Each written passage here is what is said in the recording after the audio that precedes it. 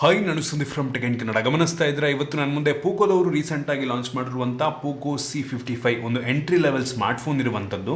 ಈ ಸ್ಮಾರ್ಟ್ಫೋನ್ನ base variant ಅಂದರೆ 4GB RAM ಮತ್ತು 64GB ಸ್ಟೋರೇಜ್ನ ವೇರಿಯಂಟನ್ನು 9,500 ಲಾಂಚ್ ಮಾಡಿರುವಂಥದ್ದು.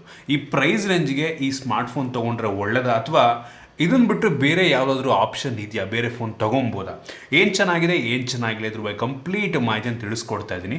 ಅದಕ್ಕಿಂತ ಮುಂಚೆ ನೀವು ನಮ್ಮ tech in Kannada YouTube subscribe ಮಾಡ್ಕೊಂಡಿಲ್ಲ ಅಂದರೆ ಈಗಲೇ ಸಬ್ಸ್ಕ್ರೈಬ್ ಮಾಡ್ಕೊಳ್ಳಿ ಮತ್ತು ಬೆಲ್ ಐಕನ್ ಕೂಡ ಕ್ಲಿಕ್ ಮಾಡ್ಬೋದು. ಮೊದಲನೇದಾಗಿ ಸ್ಮಾರ್ಟ್ಫೋನನ್ನು ಅನ್ಬಾಕ್ಸ್ ಮಾಡಿ ಗಮನಿಸ್ತಾ ಇದ್ದೀರಾ. ಈ ಫೋನ್ನ ಬಾಕ್ಸ್ ನಿಮಗೆ ಈ ರೀತಿ ನೋಡೋಕ್ಕೆ ಸಿಗುತ್ತೆ. ಈ ಬಾಕ್ಸನ್ನು ಓಪನ್ ಮಾಡಿದ ತಕ್ಷಣ ಡೈರೆಕ್ಟಾಗಿ ನಮಗೆ ಈ ಒಂದು ಸ್ಮಾರ್ಟ್ಫೋನ್ ನೋಡೋಕ್ಕೆ ಸಿಗುತ್ತೆ. ಒಂಥರ ಲೆದರಿ ಫಿನಿಶ್ ಅಂತ ಅನ್ನಿಸ್ತಾ ಇದೆ. ಇದ್ರ ಬಗ್ಗೆ ಆಮೇಲೆ ಮಾತನಾಡ್ತೀನಿ. ಅದನ್ನು ಬಿಟ್ಟರೆ ಈ ಬಾಕ್ಸ್ ಒಳಗಡೆ ನಮಗೆ ಒಂದು ಸಿಮ್ ರಿಜೆಕ್ಷನ್ ಪಿನ್ ಸಿಗ್ತಾ ಇರುವಂಥದ್ದು, ನಂತರ ಒಂದು user manual, quick start guide ಮತ್ತು ವಾರಂಟಿ ಕಾರ್ಡ್ ಇದೆ. ಯಾವುದೇ ಬ್ಯಾಕ್ ಕವರ್ ನಮಗೆ ಸಿಗ್ತಾರ, ಬೇಜಾರಾಗುವಂಥ ವಿಷಯ. ಅದರ ಕೆಳಗಡೆ ನಮಗೆ ಕೇವಲ 10 ವ್ಯಾಟ್ನ ಒಂದು ಚಾರ್ಜರ್ನ ಕೊಟ್ಟಿದ್ದಾರೆ. ಬರೀ 10 ವ್ಯಾಟು. ಈ ಪ್ರೈಸ್ ರೇಂಜ್ಗೆ ಅಟ್ಲೀಸ್ಟ್ 18 ವ್ಯಾಟನ್ನು ಕೊಟ್ಟಿದ್ರೆ ಖುಷಿ ಆಗ್ತಾ ಇತ್ತು. ನಂತರ ಮೈಕ್ರೋ USB ಡಾಟಾ ಕೇಬಲ್ ಕೊಟ್ಟಿದ್ದಾರೆ. ಯಾವ ಕಾಲದಲ್ಲಿದ್ದಾರೆ ಅಂತ ಗೊತ್ತಿಲ್ಲ. ಅವರು ಎಲ್ಲರೂ ಈ ಪ್ರೈಸ್ ರೇಂಜಲ್ಲಿ 6-7 ಸಾವಿರ ರೂಪಾಯಿಗೆಲ್ಲ ಟೈಪ್ ಸಿ ಕೊಡ್ತಾ ಇದ್ದಾರೆ. ಇವರು 9-10 ಸಾವಿರ ರೂಪಾಯಿ ಪೋಕೋದವ್ರು ಇನ್ನು ಮೈಕ್ರೋ USB ಕೊಡ್ತಾ ಇದ್ದಾರೆ ಅಂತಂದರೆ ಹೆವಿ ಅಂದರೆ ಹೆವಿ ಬೇಜಾರಾಯ್ತು ನನಗೆ. ಅದನ್ನು ಬಿಟ್ಟರೆ ಬೇರೇನು ಸಹ ನಮಗೆ ಒಂದು ಬಾಕ್ಸ್ ಒಳಗೆ ಸಿಗ್ತಾ ಇಲ್ಲ. ಇನ್ನು ಡೈರೆಕ್ಟಾಗಿ ಈ ಸ್ಮಾರ್ಟ್ಫೋನಿಗೆ ಬಂತು ಅಂತ ಅಂದರೆ ಈ ರೀತಿ ನೋಡೋಕ್ಕೆ ಸಿಗುತ್ತೆ. ಒಂಥರ ಹಿಂದ್ಗಡೆಯಿಂದ ಹೆವಿ ಪ್ರೀಮಿಯಮ್ ಅಂತ ಅನ್ನಿಸ್ತಾ ಇರುವಂಥದ್ದು ಲೆದರಿ ಫಿನಿಶ್. ನೋಡಿದ್ರೆ ಪಕ್ಕ ಎಲ್ಲರೂ ಕೂಡ ಆ್ಯಕ್ಚುಯಲ್ ಲೆದರ್ ಅಂತ ಅನ್ಕೊಂಡ್ಬಿಡ್ತಾರೆ.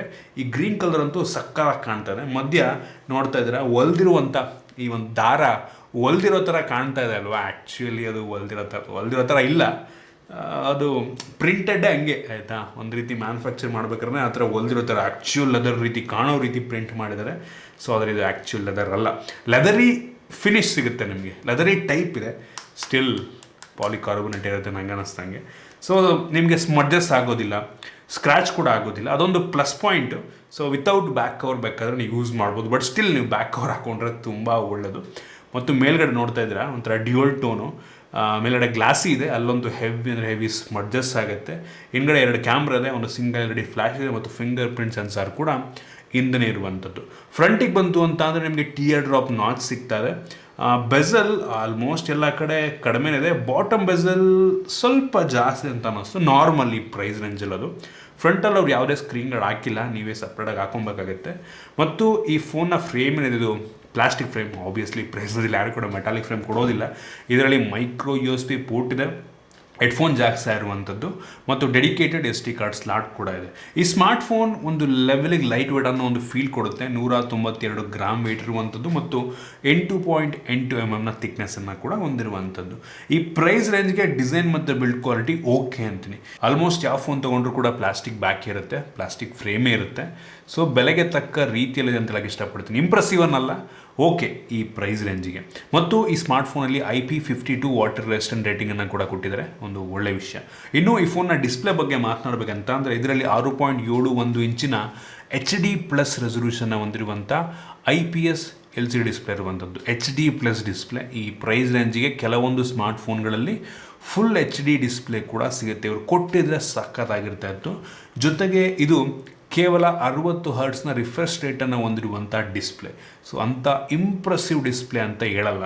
ಆಲ್ಮೋಸ್ಟ್ ಎಲ್ಲ ಬ್ರ್ಯಾಂಡ್ಗಳು ಈ ಪ್ರೈಸ್ ರೇಂಜಲ್ಲಿ ಅಟ್ಲೀಸ್ಟ್ 90 ಹರ್ಟ್ಸನ್ನು ಕೊಡೋದಕ್ಕೆ ಶುರು ಮಾಡಿದ್ದಾರೆ. ಇವರು ಕೊಡ್ಬೋದಾಗಿತ್ತು. ಡಿಸ್ಪ್ಲೇ ಓಕೆ ಆ್ಯಾವ್ರೇಜ್ ಅಂತೀನಿ ಆಯಿತಾ. ಒಂದು ಲೆವೆಲಿಗೆ ಬ್ರೈಟ್ ಆಗಿದೆ, ಹೆವಿ ಬ್ರೈಟ್ ಅಲ್ಲ, ಒಂದು ಲೆವೆಲಿಗೆ ಬ್ರೈಟ್ ಆಗಿದೆ. ಸೊ ಕಲರ್ಸ್ ಎಲ್ಲ ಪರವಾಗಿಲ್ಲ, ವ್ಯೂಯಿಂಗ್ ಆ್ಯಂಗಲ್ ಚೆನ್ನಾಗಿದೆ. ಒಟ್ಟಿಗೆ ಇದಕ್ಕಿಂತ ಅಟ್ಲೀಸ್ಟ್ ಫುಲ್ HD+ ಕೊಟ್ಟಿದ್ರೆ 90 ಹರ್ಟ್ಸ್ ಬೇಡ, ರಿಫ್ರೆಶ್ ರೇಟ್ 60 ಹರ್ಟ್ಸೇ okay. At least full HD+ display ಕೊಟ್ಟಿದ್ರೆ ಹೆವಿ ಇಂಪ್ರೆಸಿವ್ ಆಗ್ತಾಯಿತ್ತು ಅಂತ ನನ್ನ ಒಂದು ಅಭಿಪ್ರಾಯ. ಇನ್ನು ವೇರಿಯಂಟ್ಗಳ ಬಗ್ಗೆ ಮಾತನಾಡಬೇಕಂತ ಅಂದರೆ ಸದ್ಯಕ್ಕೆ ಒಂದು ಸ್ಮಾರ್ಟ್ಫೋನ್ 2 ವೇರಿಯಂಟಲ್ಲಿ ಲಾಂಚ್ ಆಗ್ತದೆ. 4GB ರ್ಯಾಮು, 64GB ಸ್ಟೋರೇಜು ಮತ್ತು ಇನ್ನೊಂದು 6GB ರ್ಯಾಮ್ ಮತ್ತು 128GB ಸ್ಟೋರೇಜು. ನನಗೆ ಅವ್ರು ಕಳಿಸಿರುವಂಥದ್ದು 6GB ರ್ಯಾಮ್ನ ವೇರಿಯಂಟು.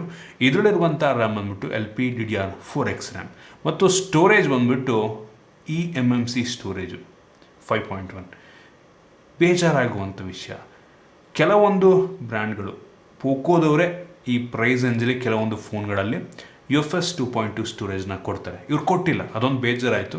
ಇದರಲ್ಲಿ ಎಕ್ಸ್ಟೆಂಡೆಡ್ ರ್ಯಾಮ್ ಕೂಡ ಇದೆ. ಅಪ್ ಟು 5 GB ತನಕ ನೀವು ರ್ಯಾಮನ್ನು ಎಕ್ಸ್ಟೆಂಡ್ ಮಾಡ್ಬೋದು, ಅಂದರೆ ಸ್ಟೋರೇಜನ್ನು ರ್ಯಾಮ್ ರೀತಿ ಯೂಸ್ ಮಾಡ್ಕೊಳ್ಳುತ್ತೆ. ಆದರೆ ಇದರಲ್ಲಿರುವಂಥ ಸ್ಟೋರೇಜೇ ಫಾಸ್ಟ್ ಆಗಿಲ್ಲ ಅಂತ ಅಂದರೆ ಅದು ಹೆಂಗೆ ಚೆನ್ನಾಗಿ ಕೆಲಸ ಮಾಡುತ್ತೆ ಯೋಚನೆ ಮಾಡ್ಕೊಳ್ಳಿ. ಯೂಸ್ ಇಲ್ಲ ಅಂತ ಅಂದ್ಕೋತೀನಿ. ಸೊ ಸ್ವಲ್ಪ ಸ್ಟೋರೇಜ್ ಟೈಪನ್ನು ಇಂಪ್ರೂವ್ ಮಾಡಿದರೆ, ಚೆನ್ನಾಗಿ ಕೊಟ್ಟಿದ್ರೆ ನನಗಂತೂ ತುಂಬ ಇಷ್ಟ ಆಗ್ತಾಯಿತ್ತು. ಪ್ರಿಫರಬಲಿ ನನಗೆ ಈ ಪ್ರೈಸ್ ರೇಂಜಲ್ಲಿ ಈಗ ಸದ್ಯಕ್ಕೆ ಏನು ಸ್ಪೆಸಿಫಿಕೇಷನ್ ಹೇಳಿದ್ದೀನಿ ಅದು ಒಂದು ಕೂಡ ನನಗೆ ಇಂಪ್ರೆಸಿವ್ ಅಂತ ಅನ್ನಿಸ್ತಾ ಇಲ್ಲ. ಇವ್ರದೇ POCO M5 ಅಂತ ಒಂದು ರೀಸೆಂಟಾಗಿ ಫೋನ್ ಲಾಂಚ್ ಆಗಿತ್ತು ಆಯಿತಾ. ಇದಕ್ಕಿಂತ ಒಳ್ಳೆ ಪ್ರೊಸೆಸರ್ ಇದೆ, ಇದಕ್ಕಿಂತ ಒಳ್ಳೆ ಸ್ಟೋರೇಜ್ ಇದೆ, ಇದಕ್ಕಿಂತ ಒಳ್ಳೆ ಡಿಸ್ಪ್ಲೇ ಇದೆ, ಅದನ್ನೇ ತೊಗೊಬೋದು. ಇದಕ್ಕಿಂತ ಏನೊಂದು 2,000 ಜಾಸ್ತಿ ಆಗುತ್ತೆನ. ಸೊ 12-13 ಸಾವಿರ ಇದೆ POCO M5. ನೋಡಿ, ಪ್ರಾಡಕ್ಟ್ ಟ್ಯಾಗ್ ಹಾಕ್ತೀನಿ ಯೂಟ್ಯೂಬಿಂದು, ಸೊ ಚೆಕ್ ಮಾಡಿ. ನಿಮಗೆ ಇನ್ ಕೇಸ್ ಪರ್ಚೇಸ್ ಮಾಡಬೇಕು ಅಂದ್ರೆ ಅದನ್ನೇ ಮಾಡ್ಬೋದು. ನನಗೆ ಯಾಕೋ ಇಲ್ಲಿ ತನಕ ಸ್ಪೆಸಿಫಿಕೇಷನ್ ಅಷ್ಟೊಂದು ಇಷ್ಟ ಆಗ್ತಿಲ್ಲ. ಸೊ ಚೆಕ್ ಮಾಡಿ ಒಂದು ಟ್ಯಾಗನ್ನು. ಇನ್ನು ಪ್ರೊಸೆಸರಿಗೆ ಬಂತು ಅಂತ ಅಂದರೆ ಇದು ಕೂಡ ಅಂಥ ಒಳ್ಳೆ ಪ್ರೊಸೆಸರ್ ಅಂತ ಅನ್ನಲ್ಲ, ಒಟ್ಟಿಗೆ ಒಂದು mid end processor. Helio G85 processor ಆಯಿತಾ, ಒಂದು ಹಳೆ ಪ್ರೊಸೆಸರು.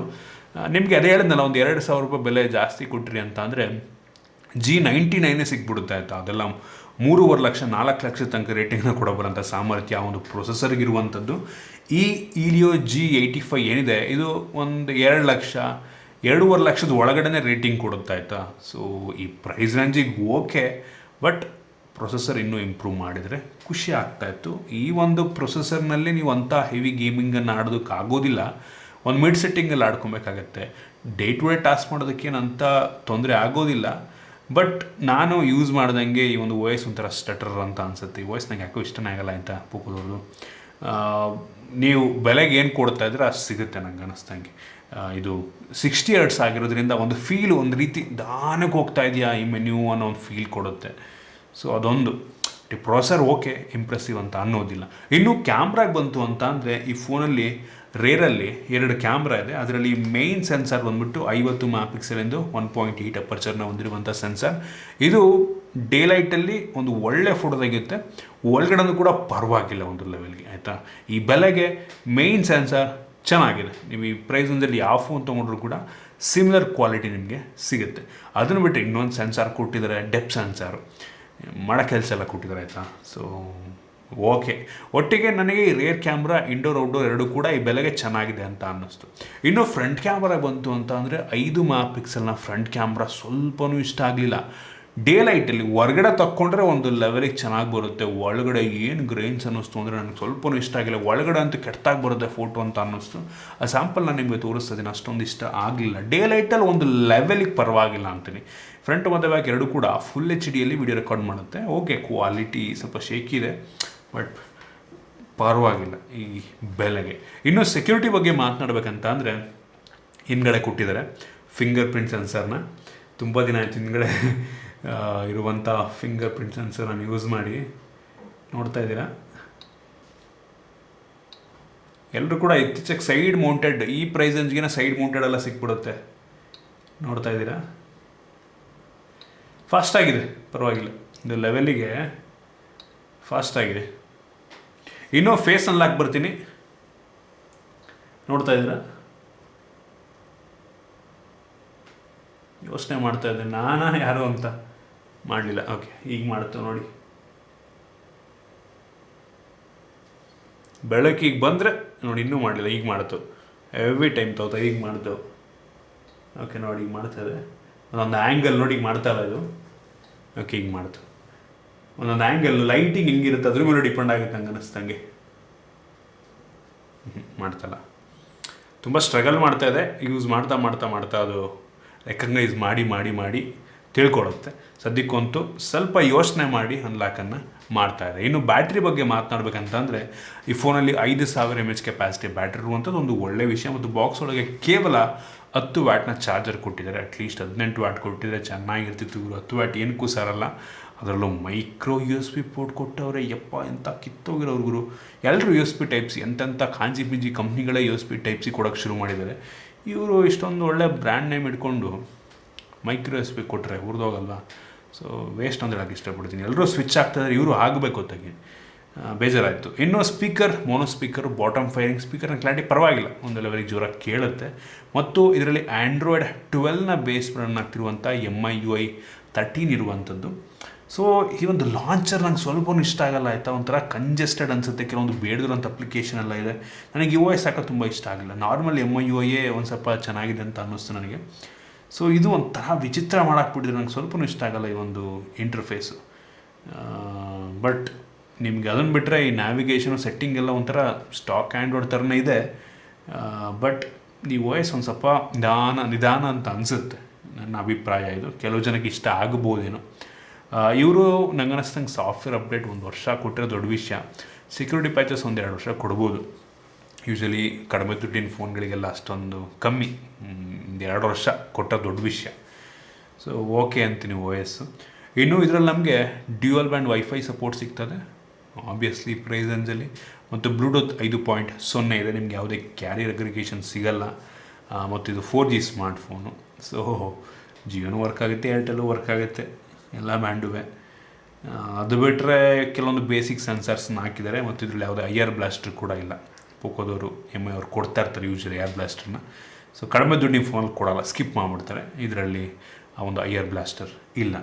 ಇದಿಷ್ಟು ಈ ಸ್ಮಾರ್ಟ್ಫೋನ್ನ ಬಗ್ಗೆ ನನ್ನ ಆನೆಸ್ಟ್ ಒಪಿನಿಯನ್ನು, ಫೀಚರ್ಸು.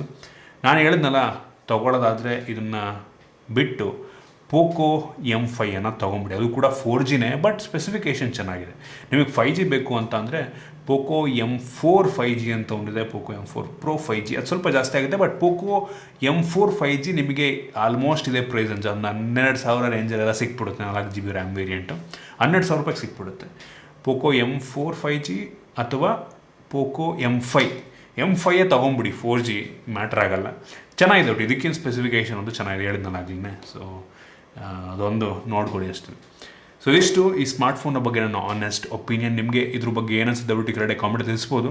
ಇಷ್ಟ ಆಗಿದ್ದರೆ ದಯವಿಟ್ಟು ಲೈಕ್ ಮಾಡಿ, ಶೇರ್ ಮಾಡಿ. ಇದೇ ರೀತಿ ನಮ್ಮ ಬೇರೆ ಬೇರೆ ವೀಡಿಯೋಗಳು ನಮ್ಮ tech in Kannada YouTube subscribe ಮಾಡ್ಕೊಂಡಿಲ್ಲ ಅಂದರೆ ಈಗಲೇ ಸಬ್ಸ್ಕ್ರೈಬ್ ಮಾಡ್ಕೊಳ್ಳಿ ಮತ್ತು ಬೆಲ್ ಐಕಾನ್ ಕೂಡ ಕ್ಲಿಕ್ ಮಾಡ್ಬೋದು. ಸಿಗೋಣ ಮುಂದಿನ ವೀಡಿಯೋದಲ್ಲಿ.